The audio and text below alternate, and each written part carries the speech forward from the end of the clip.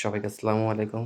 সম্প্রতি সাতক্ষীরাতে একটা ঘটনা ঘটে গেছে, সবাই দেখছেন যে আলীপুরের চেয়ারম্যান এক আলেমকে আ অপমান অপদস্থ করছে, কবির বিন সামাদকে। সো আসলে কতটুকু মূর্খ হইলে এমন ধরনের কথা সে বলতে পারে? তার যুক্তি ঠিক আছে, তার কাছে জবাব চাইছে, তার সে জবাব দেওয়ার মতো সুযোগ তাকে দেওয়া হয় নাই। ইভেন আ বলার ভাষা নাই। তবে একটা কথা বলতে চাই, ডক্টর ইউনূস যে পদক্ষেপ হাতে নিছে, আমরা চাই সেটা বাস্তবায়ন হোক। কমপক্ষে একটা মেম্বার ইন্টার পাস হোক এবং একটি চেয়ারম্যান গ্র্যাজুয়েট সম্পন্ন হোক।